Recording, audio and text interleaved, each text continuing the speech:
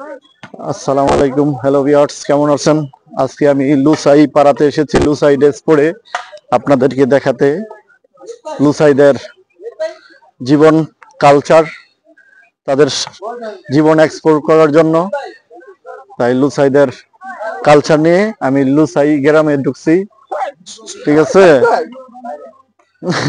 সবাই এখানে কিতা মাতরে কিতা মাতরে